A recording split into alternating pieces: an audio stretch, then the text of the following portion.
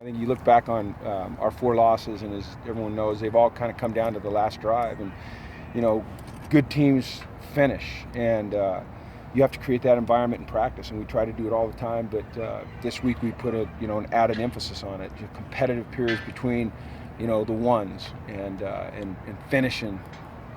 Just, you know, really you get what you emphasize, and so you can't emphasize everything, obviously, but a big emphasis on finishing this week. So hopefully it pays off. Those 4 losses, like I said, they all came down to us not being able to either make a play or close out a game, and so that's a point of emphasis. How did they do in that aspect of the execution, finishing in practice? I thought it was extremely competitive. So the thing about practice when you're going ones versus ones is somebody wins and somebody loses. Right, So right. what I'm looking for is the competitiveness and the fight and the intensity and things like that. And I thought it was excellent. I thought it was very, very good. The changes you're making in the running game, how did they look in practice this week? Well, I mean, like I said earlier in the week, I mean, there's changes, but you make changes every week. There's nothing that is dramatic. It's just tweaks, and overhauls and trying to account for the fact that, we've had to make some changes up front on the offensive line, with Colton being out and, some of the issues that we've had, at the guard position with guys. So, like I said, it's more kind of reining things in, and putting emphasis where it needs to be put at this point, and like I said, you're doing that through the year. You're continually modifying during the year. So, the hope is that the things that we've done will help us be successful Saturday against a really good Utah front. I mean, they're really good, so if we can have some success against them, then I think that, that shows that we're making progress in that area, which is, like I've said many times, it's the one area of our football team that's held us back, is not being able to run the ball consistently. You mentioned those losses, those 4 losses being, coming in that final drive. Yeah. How much does that help in keeping these guys believing? It's funny, they're resilient. I think at this age, you're just resilient. I don't think they ever lose hope. I think they get discouraged. We all do when you work so hard and you come so close, but you're not able to get it done. You get discouraged. But I think the most important thing is you overcome that discouragement and you find out the reason. You delve into the reason, the actual facts of why it happened. And that's what we try to do. I think if you can keep your mind on that and improve that, then you can get through the discouragement of it. And I think our guys have done a good job. Like I said, they're young guys that they're resilient. It's a different generation than my generation. Still your generation, it's not my generation. They get over things quickly. Is that significantly different than how guys in the NFL handle those types of losses? In the old days, like I said, this generation's a little bit different. It's a little bit different. It's the world's changing, and so you have to adapt as a coach. But the NFL is wildly different than college football when it comes to performance. You're playing for a paycheck. You're playing for your future. You're playing to put food on the table and shoes on your feet and pay for diapers and things like that. And if you do not perform, you walk in and your locker's cleared out and there's a new guy there. Every Tuesday, NFL teams bring in up to 15 players for workouts. I'm sorry, on Mondays. Mondays or Tuesdays, typically Tuesdays. And those guys are threats to you. You don't do that in college. You're working with a group that still has to worry about studies, and they're working through personal issues and social issues. So it's just a little bit, I wouldn't say complicated, just different, challenging. Do you like that aspect more? Or? I that's a great question. I do, yeah, I do, and I don't. But I do when I get to see these guys go through adversity and have success.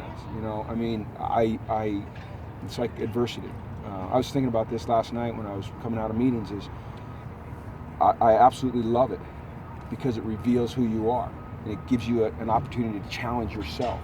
And I want all those to understand that because that's what life's all about. But at the same time, I don't like losing games. I don't like losing games at all, and they don't like losing games. So it's a catch-22. Josh is physically here today. Seems like a nice development potentially. Potentially, you're like you are persistent. We'll see. You know, I mean, like I don't think we'll know until Saturday. You know, I just don't think we'll know until Saturday. Unfortunately, I mean, I shoot as much as you want to know, and your readers want to know. I promise you, I want to know. I promise you, our team wants to know. So, you know, we're just kind of like you, just hoping and and I don't know if you're hoping. We're hoping and crossing our fingers that he's able to play on Saturday. Colton, did you get those X-rays? We did, but I haven't heard anything, so Okay. he won't be available this week. I can go ahead and just rule him out. I mean, it's not a surprise he hasn't played and he hasn't been out here. So, Are there but- any sorry. Go ahead. No. Are there any benefits to Josh seeing things from a different perspective last week? No, I think the best thing you can do is play. I really do. I think if there's a benefit, it's that if you're competitive, then and you're not out there helping your team, then you know, maybe it inspires you to dig a little deeper in your treatment or something, but there's only so much you can do. But in terms of learning the game, the best way you learn the game is by playing the game during the game, you know. So I think any benefit would be more psychological than actually physical. That's my opinion. You mentioned the issues at guard. What's just trying to find the right mix and match of guys there? Yeah. You know, we lost some guys last year. Really, our two starting guards and starting center. We lost the interior three with Jake and Caleb and Alex. You know, and so putting that back together has proved to be just a little bit more challenging as the season has gone on than it seemed that it was going to be during spring or the fall camp. They're working incredibly hard. They're trying their best. I mean, those guys, they non-stop workers.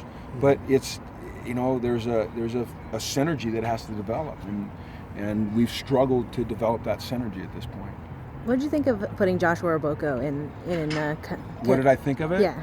I think that he's a young man that's physical. He really wants to play. It was his first real game experience, like real-time game experience, not mop-up. I think he made some good plays, and there's some things that he has to do better. I've seen him come out to practice and really address it, and hopefully, you know, he takes another step this week. He's got a tremendous challenge this week. This, like I've said many times, this front, I shouldn't say front because front discounts what's a really good secondary too. They've got a really good defense. Austin really. It's going to be a heck of a defensive battle, I hope. That's what I foresee, you know, because we're playing pretty well on defense too. Austin really struggled last week in terms of punting the ball. How do you think he's responded this week? He's a young guy that has a lot of pride, and he's very hard on himself. He's very, very, very hard on himself. It's really funny. He reminds me of Steve Young. I'm just going to throw that out there. Steve Young was a guy that, you know, it wasn't unusual for him to vomit before practice, before games, because of the tension that he felt. He knew he was going to have to handle the ball every snap, yet he went out and he's a Hall of Famer, obviously, one of the all-time greats. Austin has a little of that. He's really hard on himself. And so part of the thing with Austin is to get him to take a breath and just relax and remember that he loves to punt and he's a damn good punter. You know, we talked about that earlier in the week. He came out here in camp and he was booming it and everyone's going, "Whoa, we got a punter." Well, you know, he's a young guy that hit a little dip and we have to help him get back on track. So we're really trying to do that, and everyone's encouraging him. Sorry. The television cameras caught you kind of getting up in his face after he struggled. Does he respond well to that type of? Was I getting on him or encouraging him? Because there's different ways you Yeah, get no, in that's their what I'm face. asking you about. Like, you're very vocal with him. It seemed like you're pretty animated. I mean, does he respond well to, you know, that type of coaching? I guess that's what I'm asking. It depends what's coming out of my mouth. Okay, let me explain. After the first punt, the 1 yarder, the -1, that's when I really got in his face.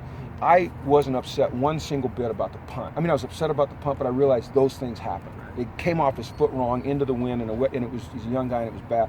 The thing that irritated me was that he didn't make an effort to go down there, and the ball was bouncing towards our goal line and knock it out. So that's what I was talking about there. And then later in the game, it was just, you know, encouraging him. Like a dad would encourage their kid. You love all these guys like they're your children. You just want to see them have success. And sometimes you gotta be a little bit harsher with them than you would like to be. And sometimes you gotta love them up, and you gotta try to help them maneuver their way through some adversity. So. Did he respond well when you had that interaction?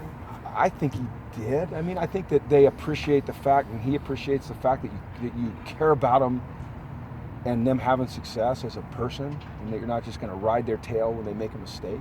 You know, I think at this age, you have to help them through some things, but you have to be hard on them too. You know, you have to be demanding. So it's just every day is a great challenge. It keeps it fun. But Austin, I think, does respond. I do. I think that he just needs to calm himself down a little bit. He's so hard on himself, you know, and there's no such thing as perfection in a competitive athletic environment. We all know that.